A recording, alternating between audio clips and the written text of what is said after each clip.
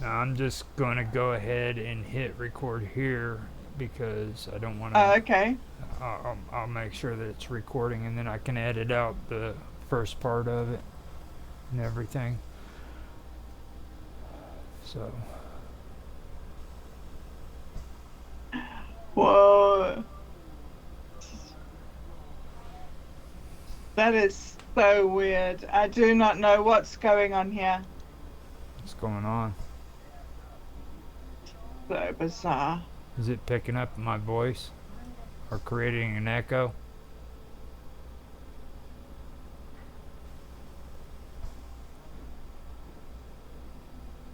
Huh? Okay, well, that was really weird. Did you hear all that feedback going on over and over? Yeah, that's that. I didn't hear it, but it could be a loop. Oh, okay. Yeah, it's a Yeah. loop. But that's okay. Okay, it's just playing music now and we are on mute. But So, it sounded to me like we were both coming out. Our okay, volume was so both okay. hold on a minute. Um, I'm going to go ahead and just switch. Now, now that I'm off of browser, freaking, and you're on mute, it should straighten Mm. that out. Hopefully, I think it is. Now go in and unmute it and listen to it again, real quick, just for a quick second. Okay, I'll turn the music off.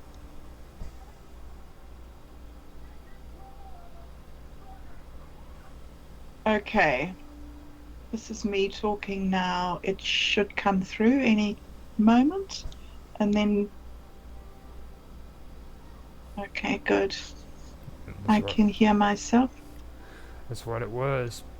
And I bet you that's All right. also what caused me problems the other day with within the vacuum when he was doing that because I was using the Right. browser then too. Uh-huh. Uh-huh. Okay. So, Well, that sounds as if it's coming through. It looks like I'm going back to music now for a few minutes, for 5 minutes, and then at the top of the hour, we will start the stream. all right. Okay. Okay, good. Well, we had 5 viewers, and now we have 3 viewers. So there were obviously people who Like didn't fuck this appreciate shit. our testing. That's fine.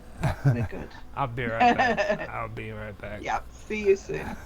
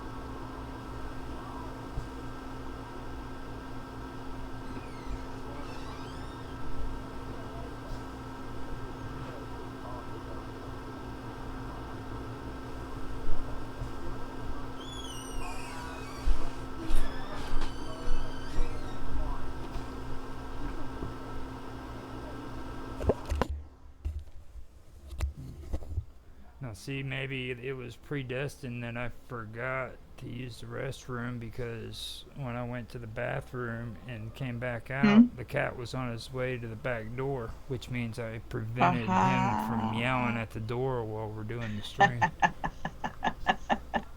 He's getting used to your rhythms. He's like, oh, he's got up to go to the loo. Right, this is my moment. He's like, it's time to get Door. out of here. I think he's hanging Uh, out with a raccoon. I'm not sure. oh, really? Yeah. Oh, interesting. He's And made this, friends with a coon. and I think this is a big one too because like he's horrible. I mean, horribly big. Like my sister came driving up to the house and told me there was like this horrible freaking creature that looks like a monster up underneath the gutter. hiding Mm-hmm. under there. And I was like, yeah, that's the groundhog. She goes, no, this isn't a groundhog. I've seen that groundhog. It's not like that. And so the other night I seen the raccoon come from around the house, and this Mm-hmm. thing's got to be at least 3 foot tall, standing up, or sitting, or stand on all Wow. four, Wow. down on all Big four. dude. He's a big guy. Gosh. Yeah. He comes Yeah. from around the Huh. house, and then next thing you know, my cat comes from around the house. I'm like, you better watch out, dude.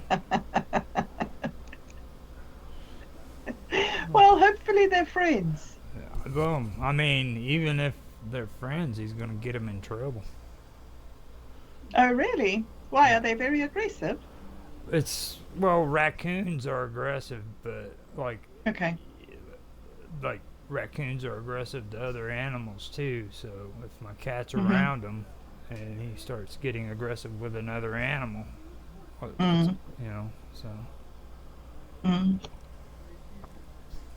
Okay, so Roger, you've got a few seconds left before we start. Are you happy to talk about the different types of people, the two types of people in the world? which types? I don't know, that saying, there's two types of people in the world. There's women and there's men. There's Yep, um, there's. Okay, we've got to start. okay, so No we've rush, figured out. unfortunately. We're going to just. I don't know. I'm going to say something and then we'll see what we say, okay? I put up my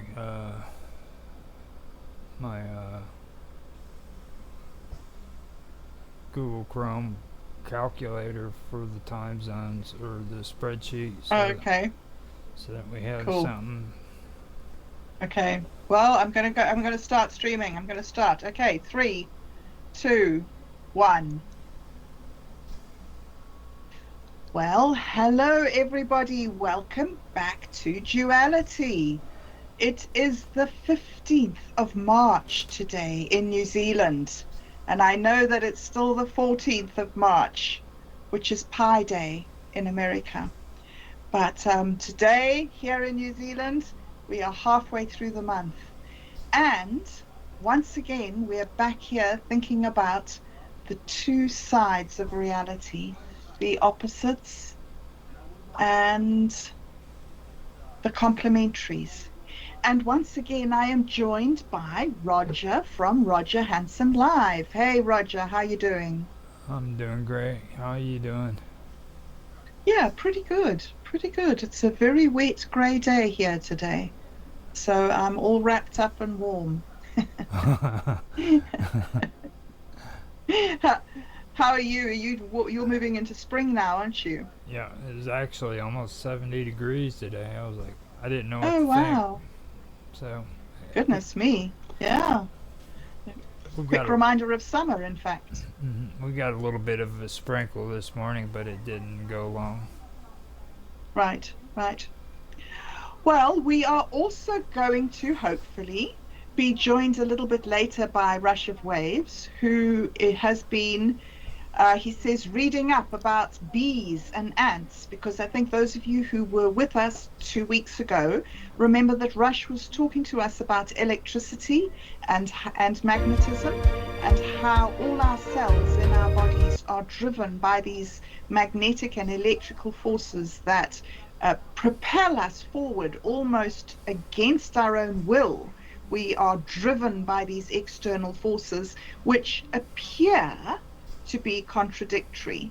But when you look at them more carefully, you see this dual nature of things. Actually, it works together to produce one whole uh, sort of entity that is moving through time and space in a quite miraculous and strange way. So hopefully Rush will be coming along to give us more insights into those types of thinking. But before we start, Roger, I thought that we would have a little bit of a talk about a different type of duality and a duality I'm starting to become aware of because of doing so much work with you and other people over in America, in different time zones. And I'm starting to become aware that in America, there are different types of people according to where in America the people live. Now, I suppose everybody has that in their country. And I suppose in a way we could be talking about New Zealand today. We could be talking about the North Island, which is very industrialized and full of tourist industries and things like that. And then the South Island, which is very rural, full of cows and sheep and tourists. But we're not. We're talking about America. And the interesting thing about America is that it's not just one country. It's 52, is it? Different states, which are like miniature countries. And yet it is this one entity, this one uh, complete autonomous nation, but made up of so many different ones. And the other thing, not just is there this sort of duality between the East Coast of America and the West Coast of America, but there's also the divide between the northern states of America and the southern states of America. And it was reminding me of that funny saying that people always say, well, there's two types of people in the world. There's those who make lists and those who don't make lists. Or there's, there's two types of people in the world. There's those who go to bed early and those who go to bed late. So, yes, there's always two types of everything, however you look at it. But you, Roger, live right in the middle of America. Mm-hmm. Do you experience a sort of a dualism of the different states on either side of you? What is it like? It's really not even the two states on different sides or anything like that. It's Illinois itself. I mean, a lot of Mm-hmm. people have a misconception of this state. I've talked to you guys about it before, but like, well, first of all, everybody connects Chicago with the whole state of Illinois, and the truth of Right. the matter is like southern Illinois and northern Illinois is as different as light and day. Mm-hmm. Um, but when it comes to people in Chicago and up in northern Illinois, they just have a whole different way of looking at things. Their way of behaving, everything is completely different than what it is down here. And Mm-hmm. it's just now gotten within, I'd say, the last 20, 30 years to where like people from northern Illinois feel safe to even come down here, to be honest with you. Gosh, that's so interesting. So, what has changed, Roger, in the last 20 or 30 years? What Uh, happened to create that divide? it's see in Southern Illinois, everybody's more down home, and we have more of a redneck hillbilly kind of attitude. Like Mm-hmm. they they don't.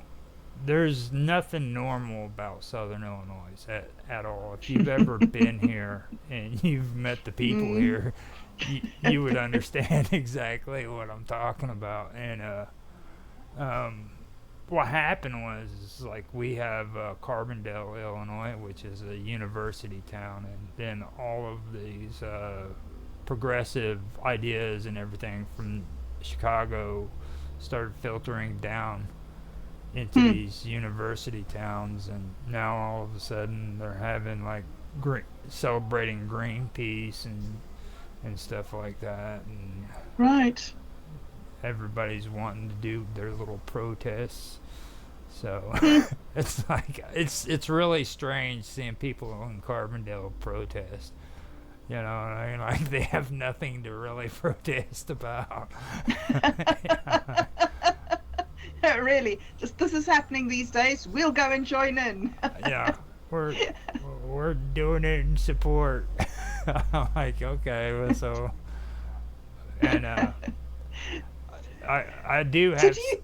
I do have to say too that like a lot of the people, like I've said, like before that they don't come down here, but a lot of the people from up Mm. north, more of them are coming down here. So we're getting a rise in Right. crime and stuff like that as well.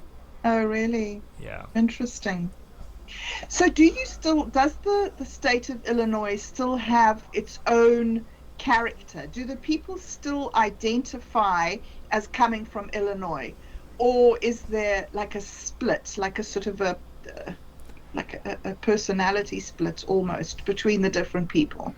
It's literally a personality split. Like people in northern Illinois have this like idea that it's all about freaking Chicago. You know what I mean? And Right. in southern Illinois, they're more smaller towns, smaller cities, and I Hmm. think instead of big business, we have small businesses, and the closest thing we've ever had to a big business was up in Effingham, Illinois, and then they closed the freaking Air Force base down up there. Hmm. So Hmm. it's like that, you know. So everybody's had to pretty much deal locally and be able to basically work on small businesses, through small businesses and things of that nature. Gosh. We've got Walmart and stuff like that. Don't get me wrong, but Mm. it's not it's not like in Chicago, where Mm. I hope Mm. that answered what you were No, asking. it's fascinating. So I'm thinking about what you're saying about like the more industrial people, the more urban people rather, and the more rural people. And I'm wondering if that's a similar thing between the East Coast and the West Coast of America, is that people came to America and landed on the East Coast and started developing urban areas on the East Coast. Um, and then from that sort of established area, they started slowly moving out towards the unsettled lands and towards the wild, wild west. And so maybe it is this duality, this American duality that we and the rest of the world see. It's so interesting. It's just so fascinating to see one country with such markedly different factions in it. But do you think that urbanization and that traveling out towards the Wild West had a role to play in the development of the national character of American people? That's tough to say because like when it comes to the United States, they started out with the colonies, which was I think 12 colonies or 10. Right.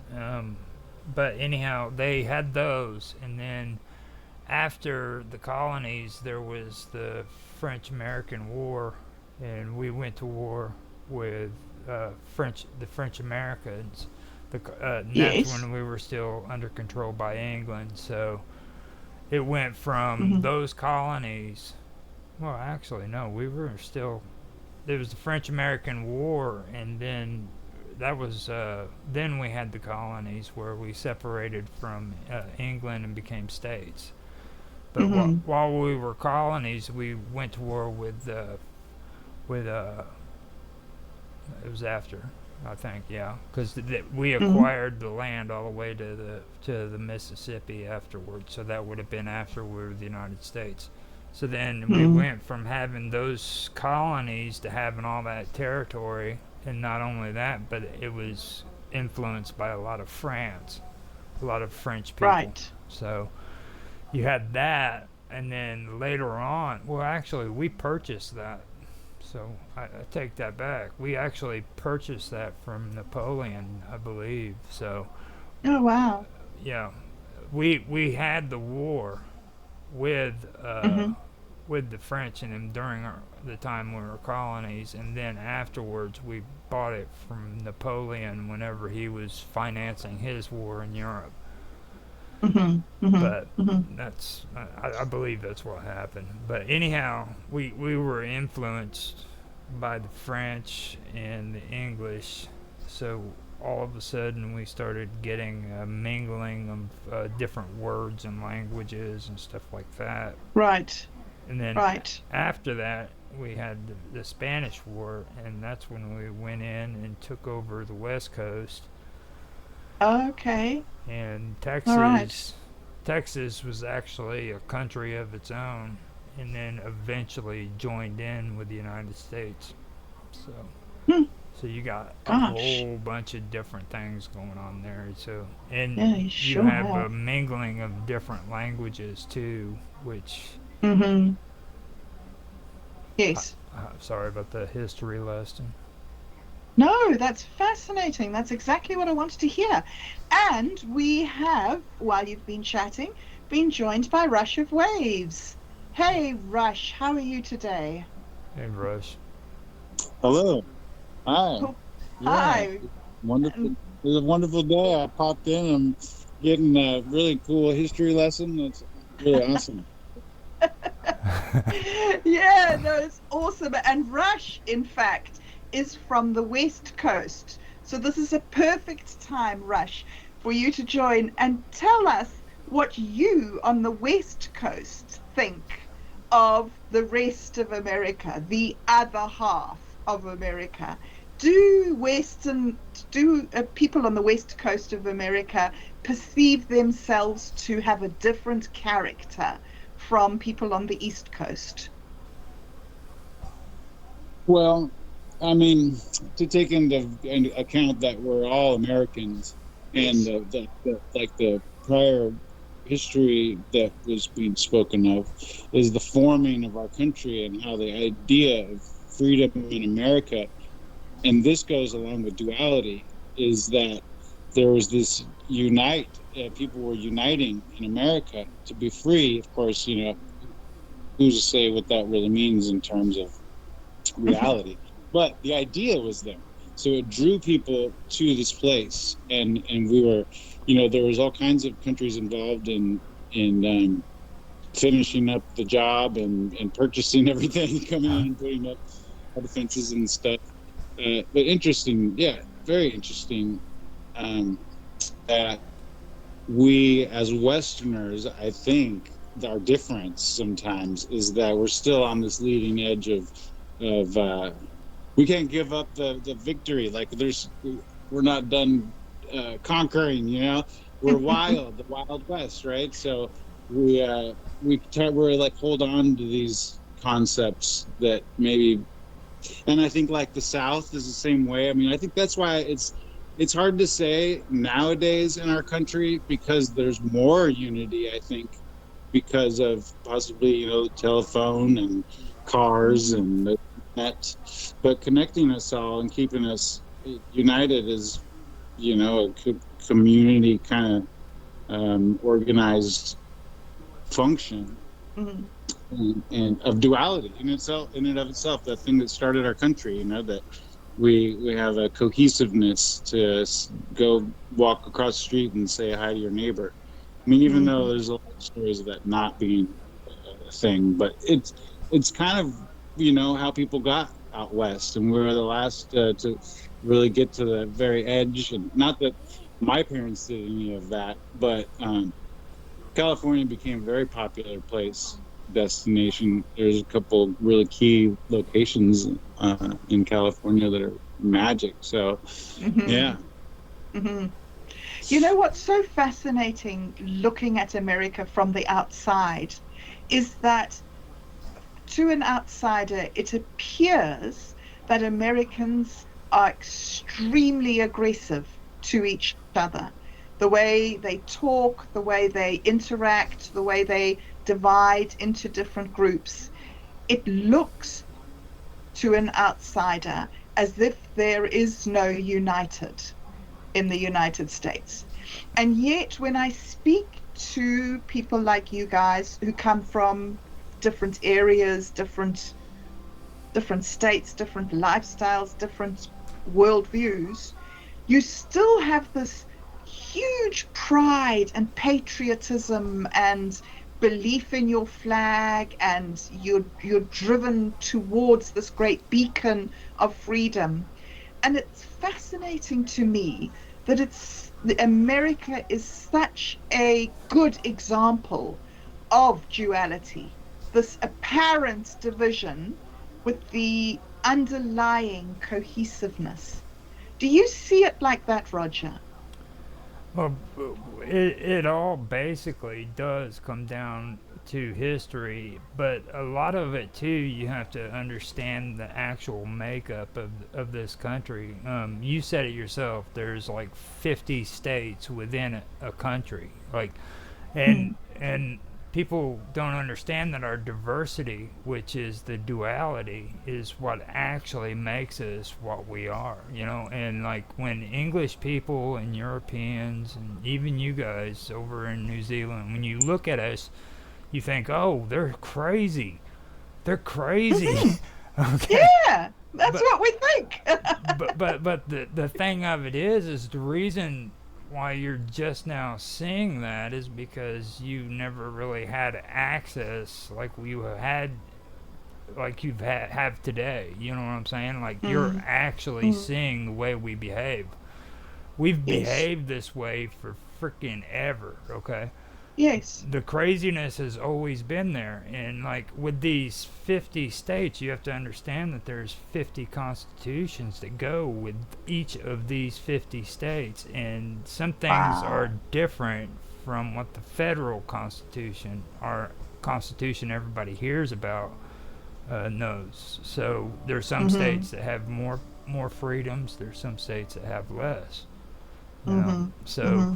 you've got that as well as the history. So you got all this diversity, and yeah, there is a sense that it's all about being America, but like there's even a duality when it comes to us in Canada. Okay, now Mm-hmm. like with Canada, Canada was the people who were here that after the Revolutionary War were sent to Canada because frickin' they supported the king in England. So they had to leave and go to Canada. Okay.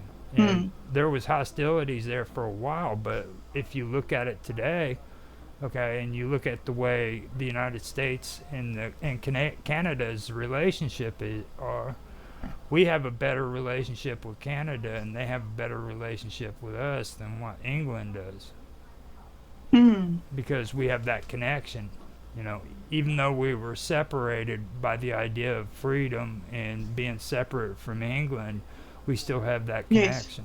You know, Mm, so mm, that's that right there is another example of it. You know, like you even have a duality between Canada and the United States, as well as the United States and all these states inside of it. You know, so mm, mm.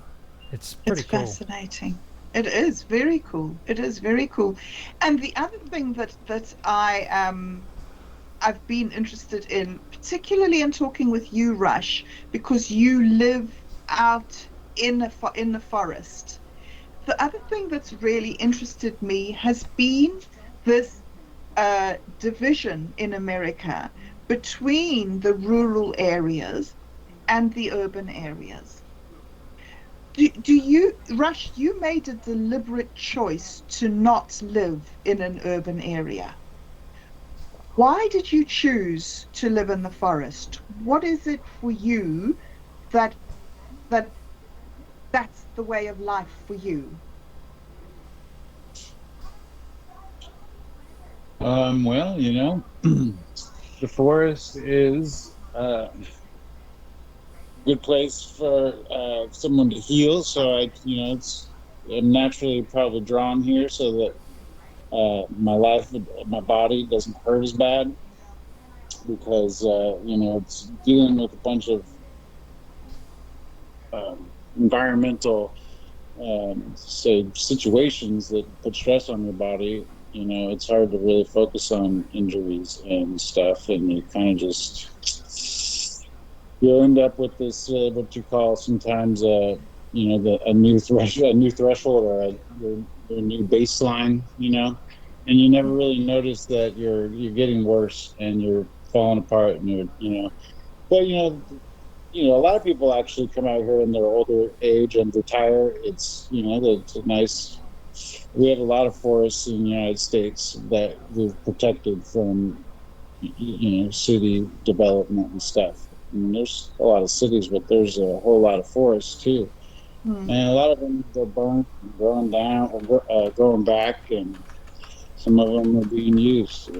But certainly, growing up in California, I watched all of Southern California disappear underneath the tarmac. I mean, it's Mm-hmm. all gone. It's all freeways and roads, and there's still hills and stuff. But I mean, it's not all covered, but it could be very easily, and that's probably. I don't know. Mm-hmm. I don't know what that is. I think it would cause a great duality, which is, just what we're in now. I like what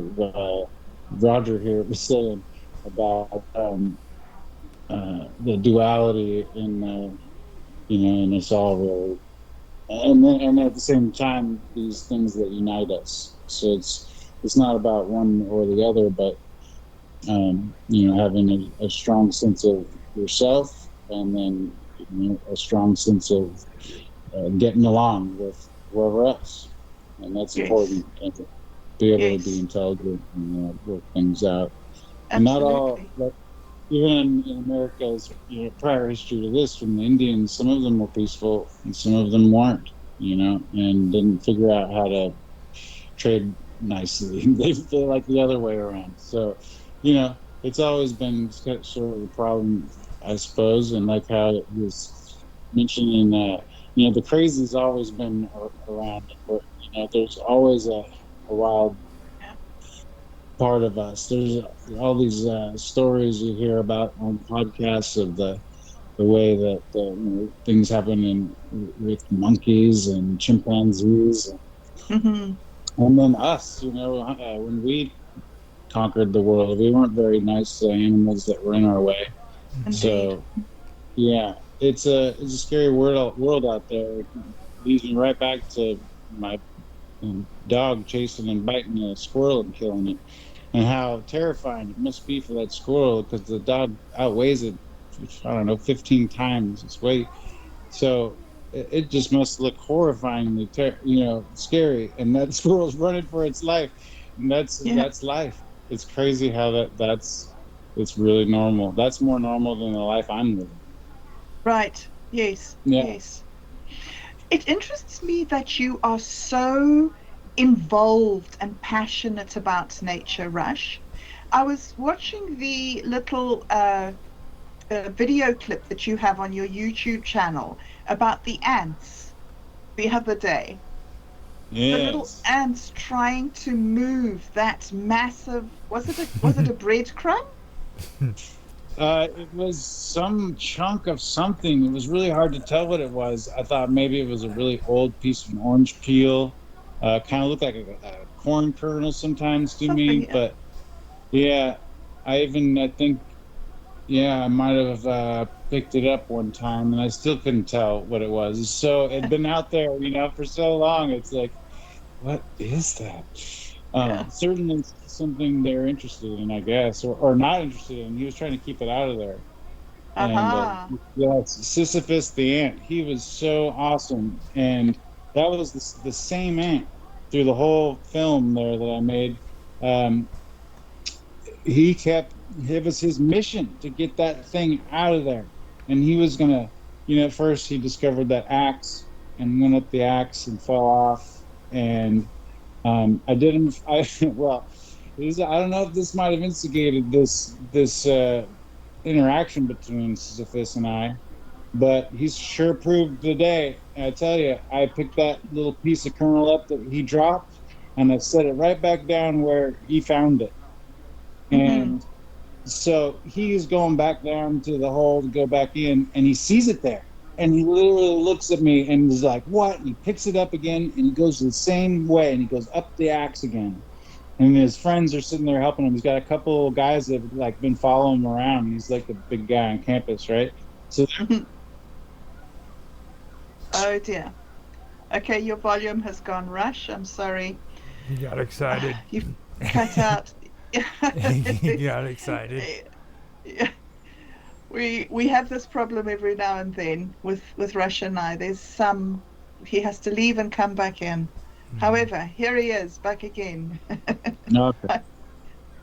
It Yeah, was, it was it was great getting that. to the good part too, and all of a sudden the audio just goes off. We're like, well, what happened to that ant?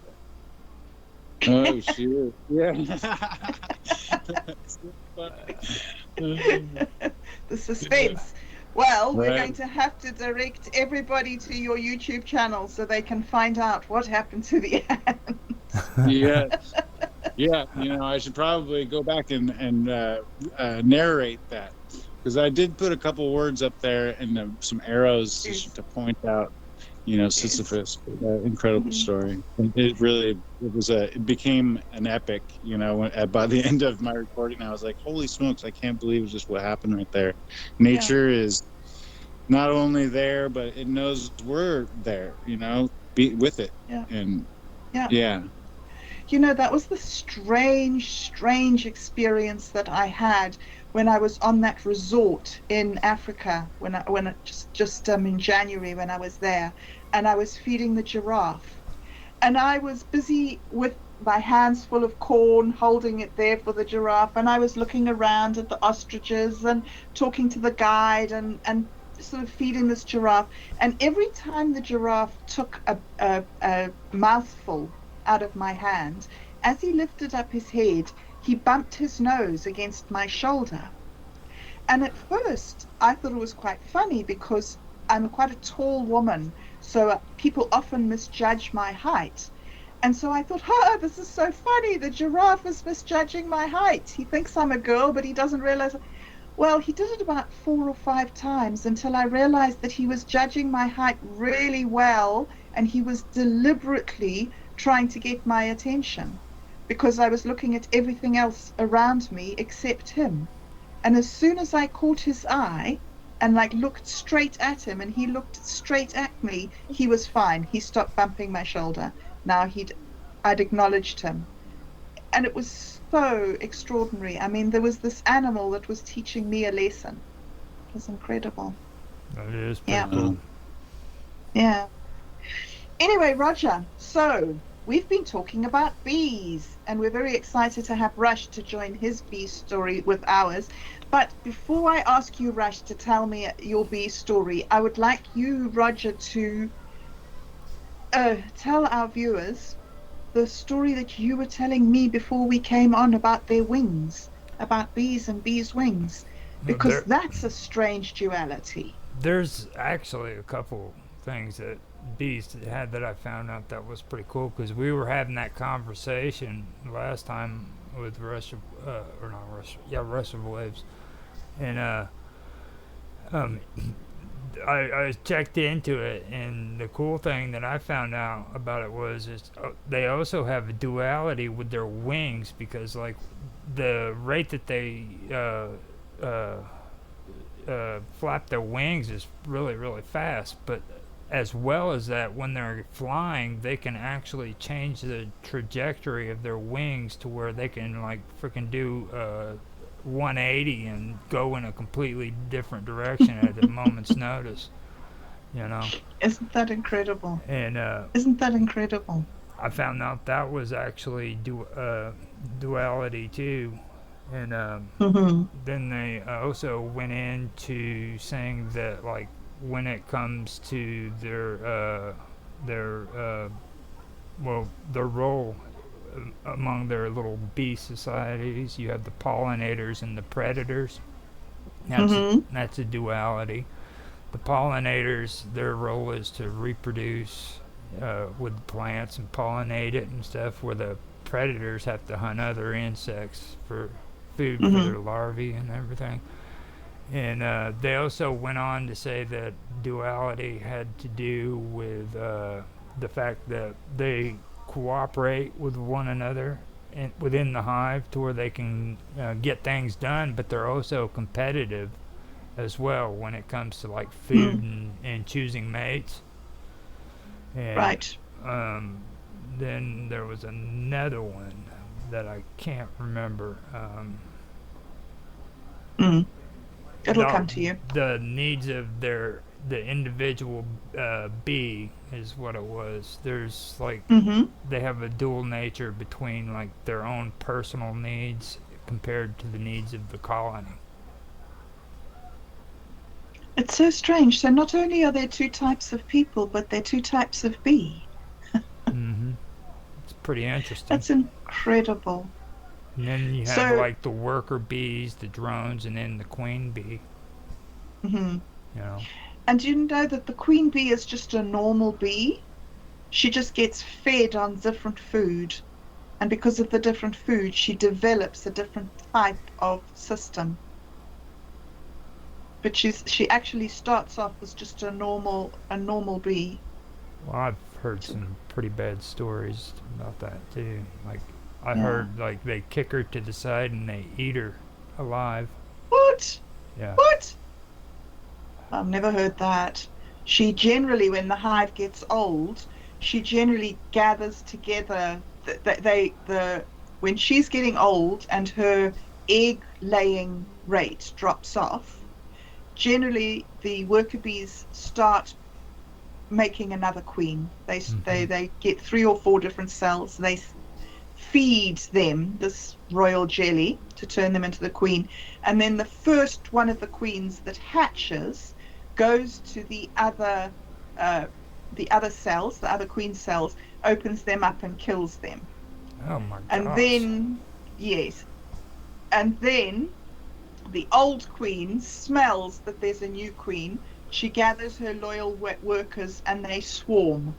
And she goes off and finds herself another hive somewhere. And she leaves the big viable hive to the new queen. So I don't think they kill an existing, like a sitting queen, but the first one definitely does away with any competition before the competition can actually hatch. So yeah, it's amazing. Anyway, so our interest in bees, guys, for the listeners, our interest in bees has been sparked by something that Rush was telling us after the show that we did on electricity. So, Rush, I possibly should have asked you to do that as an introduction, but could you catch us up on what you were telling us about? Was it how a bumblebee, that bumblebees can't fly? And yet they fly? What is that extraordinary miracle? Yeah, Rush? well, I'm sure as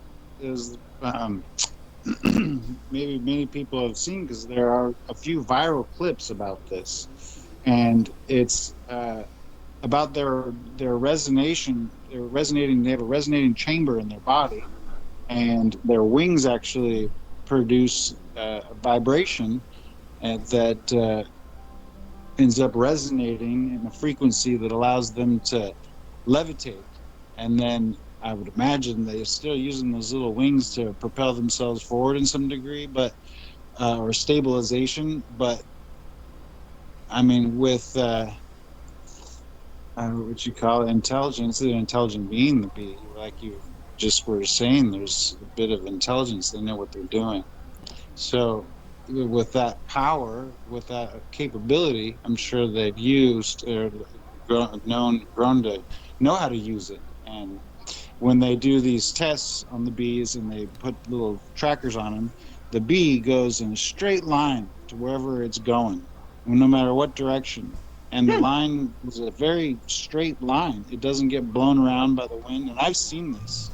I've seen out here and these were not honeybees. They're these bees that live underground, and they aren't very aggressive at all, and they just want water really because it's pretty dry out there. So they're Mm-hmm. just looking for water. And they got something going on. They pull stuff down there for sure. But who knows? I mean, they're so fast. They do their work. You know, they're amazing. Anyways, they were flying up out of their place in a straight, perfect line, and it was a freeway, like this 2 inch, maybe by 2 inch.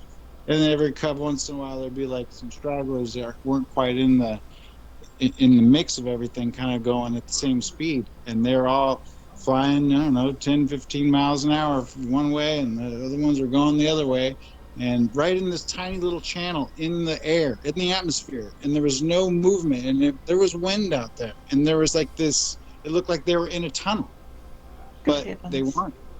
Yeah. It's So amazing. Hmm. it's Wow. really, really amazing. Yeah. So they levitate. Yeah, they're utilizing that duality in our nature to levitate. It's incredible. It's They, those little drops that they levitate, like the drop. We see the videos, and they're levitating a drop above a speaker. Well, Mhm. imagine if the drop is the speaker. You see, hmm so it's like free to go as it produces its sound. It can squeeze that resonating chamber to direct that resonant field and just move. So they have the ability to understand the technology that they're using for sure. I've had some experiences with bees that blow my mind. It's such cool little creatures. Yeah. I'd imagine that being on Earth, in a part of Earth, we all share some bit of um, at least knowledge of each other, but probably more than that. So I always feel like I'm sitting down with a brother when a bee passes by and lands. I'm like, brother, what's up?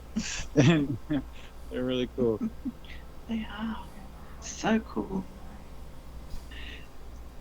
So how do they know where they're going in this little highway? Do they talk to each other? Well, I mean, if you're resonating, that you feel that. So Right. they don't even have to. Everybody is in the field. Mm-hmm. Yeah. Mm-hmm. That's so amazing.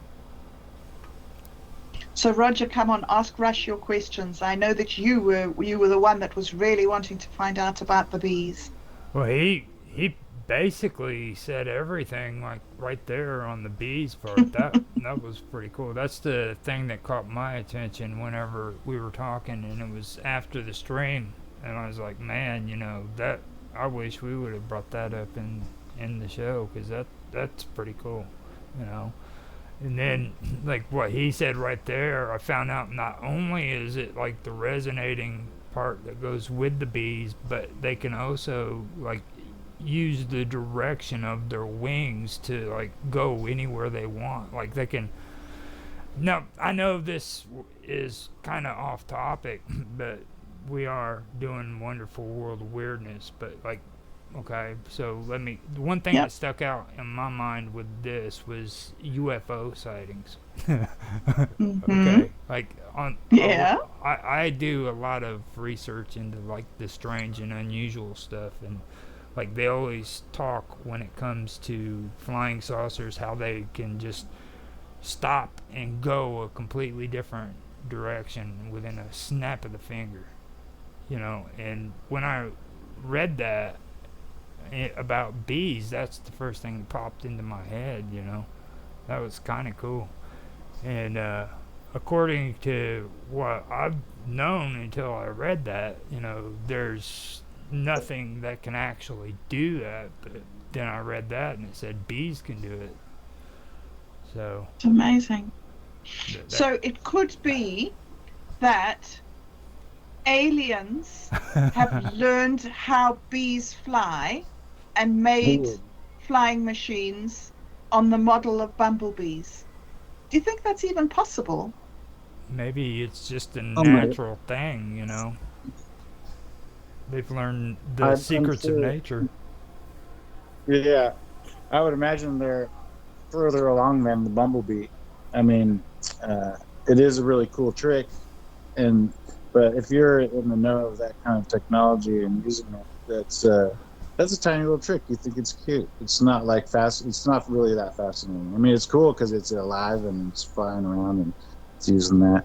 But um, yeah, I mean, there's a lot of powerful things that we'll be probably learning as we develop our technologies that will be more mainstream. But these things are known by our physicists. You know, they're utilizing these things, and I like the fact that like all this stuff that comes out that kind of starts our conversation as laymen, and we're all just trying to learn something.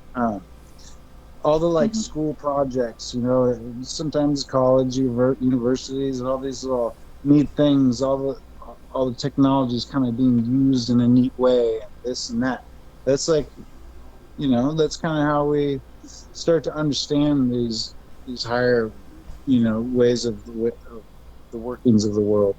Most people don't need to or want to know those things. You know, it's just like their, I don't know, whatever, morning coffee, and they get their kids off to school. But yeah, bees are so fascinating. I mean, they always just open my mind up to a lot of possibilities watching the bees. Because certainly, I mean, there's things that are I mean, if you see bees, there's all kinds of different kinds of bees, and then there are things that kind of look like bees, like wasps, and then so just like it goes on forever with all these things that kind of share qualities and whatnot. So in my eyes, like that technology or that ability is in all living things.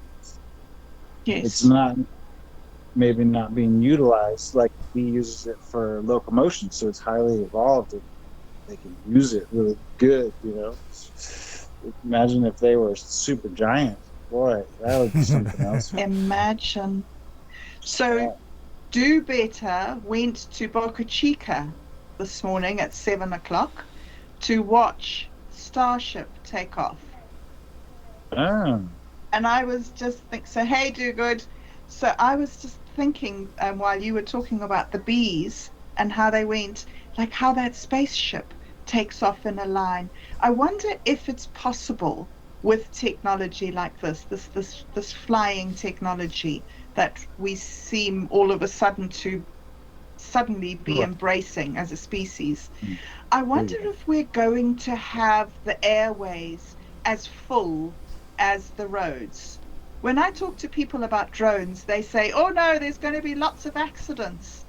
But Rush, you say that they just all navigate these little channels just without even being blown away by the wind. It's extraordinary. Yeah, well, I mean, there's a lot of talk in the Tartaria community, the old world that's been long gone, that they had these flying ships like the Zeppelin, and they use that technology. This is big bubble that they built, and it resonated at a certain frequency, and it allowed them to just go wherever they wanted to go in the atmosphere. It's very simple to manipulate the balloon's surface with ropes and whatnot to just direct it exactly how they want to go in the field. The ethereal field, which is supposedly one of those things that they minused from the school books so that we don't understand that realm, and we just use the system that's being developed as far as infrastructure and all that, and getting whatever goals we're trying to accomplish as humanity. I certainly don't know about, but however the infrastructure is being laid out, there's a reason for that, and we'll eventually get to another place in technology and time, and we'll be able to use something else, and we'll have a different hopefully more health-centered approach, because it's hard on the life, and the planet is so precious, and we want to save those bees and frogs. That's right. So that's right. we got to find something that's even better. Because that rocket that took off has 33 engines or something. That must make a lot of like pollution stuff. But the UFOs, Roger, they don't seem to have those sort of propellants. They don't need a lot of fuel and a lot of flames and everything. A lot of the stuff that we know about UFO, it's very much like bumblebees. they somehow harness a different sort of energy. Well, first, before I go any further, let me just make it clear. Like, UFOs is basically just, hypothesis. Basically, it's sightings and stuff like that. There's really no scientific proof that says they exist, but they have had sightings and stuff of that nature. Now, when it comes to like the bees and the what I read about how they can change directions like they do, that is something that related to the UFOs, and it stuck to me. Like, and yeah, I mean, they're, I don't know what they're using for a fuel source or anything like that, but I do know like the rockets that are getting shot up into space, they do have pollutants and everything, but for the technology that any vehicle it has that has that capability have, it's beyond what we have. Like our ships and our airplanes can't do that kind of maneuverability. So that's the thing that I can say. That's pretty amazing about it. But I mean, the type of fuel they're using or anything. I mean, they could be using water for all we know. We have a planet that's 75% water. I mean, who's to say that they're not using water to freaking travel among the stars? We don't know. Indeed. I mean. But yeah, carry on. I'm done. I mean, I was just. Oh, okay. so Rush, getting back to the bumblebees, when they levitate, right? Explain it again to me. They flap their wings, and the vibrations of the wings make them levitate. But hang on, start again for me. I'm confused. How does it work? Resonation, like the sound is resonating inside of the structure of a bee. There's the sound. They have a chamber, right? It's like a drum, right? And so they start beating at a certain vibration, and that vibration begins to reverberate in the chamber. And the chamber then becomes active when it starts to interact with other frequencies. And so when it achieves a symbiotic frequency with what's around it, it becomes in the notion of that vibration. And so if it taps into the main vibration going on, it just gets to go wherever it wants to go. It uses its wings as, like I said, maybe stabilizers and maybe direction change. Like, it can still use them, but they're so, for like hovering, for landing, they're like little landers and to take off and stuff. And to get up into that field, especially when a bunch of them are going and they've got like this groundwork, this like echo of sound they put into the atmosphere, and it's a high vibration from this little tight drum that they have, right? So they, it's incredible. It's if everything, like Tessa said, if you want to know the secrets of the universe, you think of, what did he say? Vibration, and I'm so terrible at quotes, but I should know this. Frequency and vibration. So all of these frequencies have special property, at least bonding with themselves, and like a wave in the ocean. If you study wave dynamics, as the waves will combine as they travel across the ocean. And so when a real big one, obviously, is real easy to soak up all the little ones, or the little ones to catch up to it and add to it. But sometimes there'll be like sets of waves and traveling, and they kind of are near each other, or one will kind of swing over and start getting closer to another set, and they have a different wavelength and so they Yes. actually repel each other and then go back another way. So they'll actually bounce off each other as big sets of moving waves.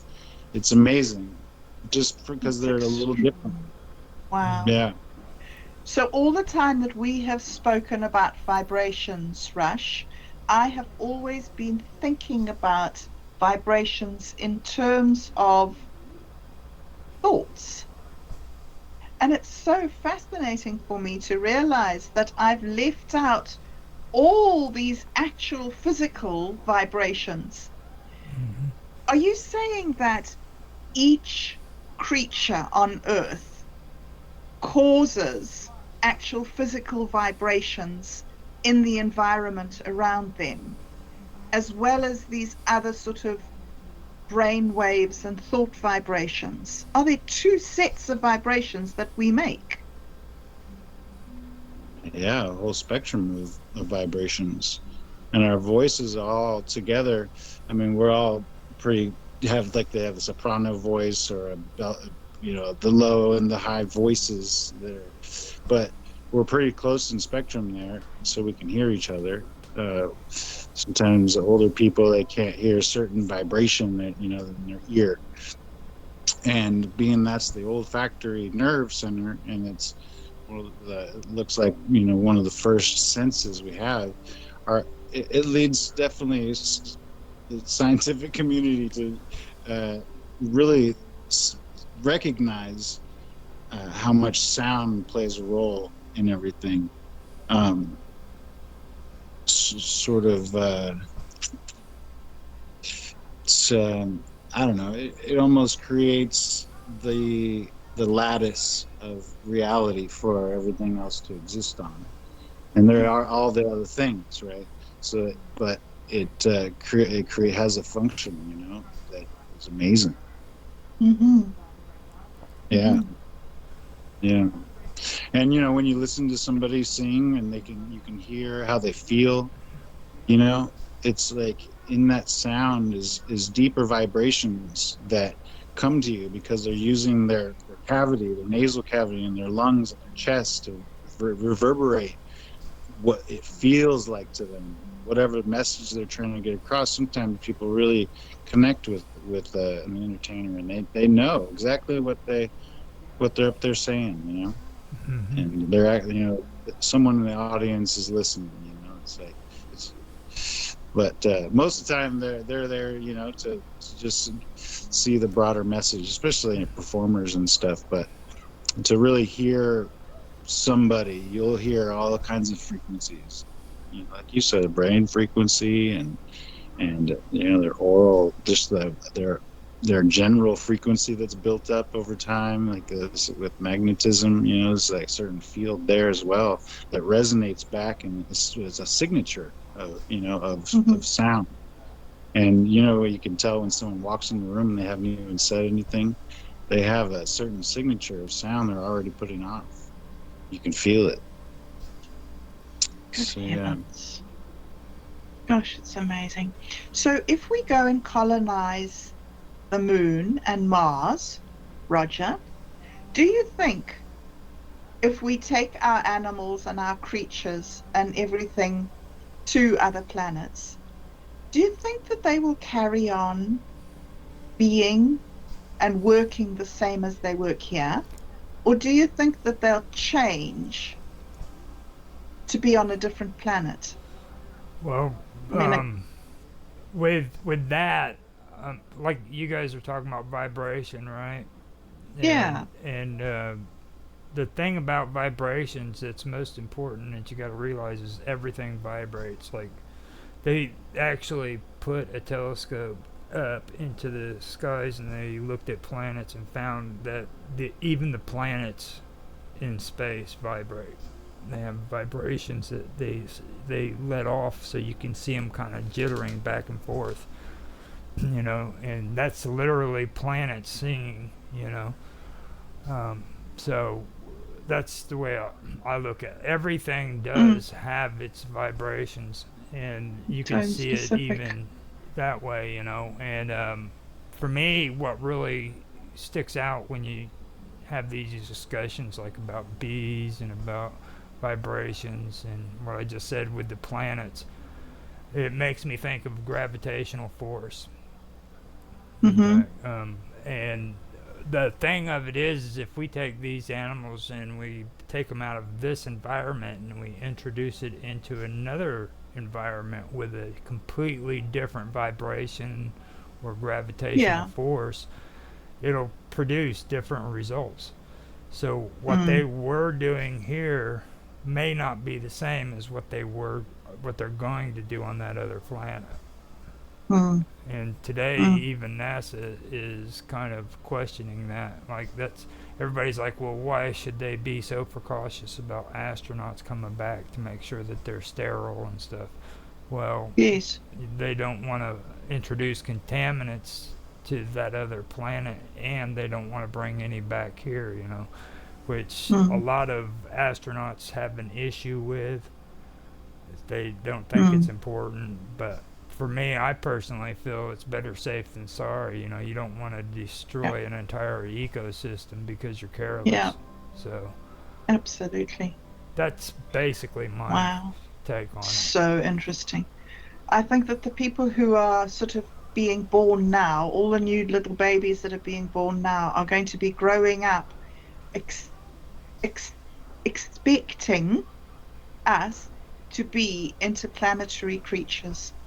It's so We fascinating. should be already, Yeah. Why do you think we aren't? because freaking people don't want to explore right now. They want to Mm. play around with their little iPhones and Mm. get on the internet and do cool things. We should be in space. Well, we should be in space. Well, sadly, as always happens, we get to this fascinating place and we want to carry on and we've run out of time. So before we end, I would just like to ask you guys if you have anything final you would like to say as we round this off, anything that you wanted to bring to the discussion or have as a final thought. Rush, how about you? Yeah, actually, um, this we're on duality here, are Yeah, we? yes, we are. Yeah. So I guess a real big thing that's been um, in my attention a lot lately is um, the the duality of knowing and the dual and of not knowing. So I kind of made up this little graph here that I've been using and just knowing that sometimes I guess I think I know something, and that's great and all, and I celebrate that sometimes. Like, that's really cool to know. And then there are most times where actually I know nothing, which is actually all the time.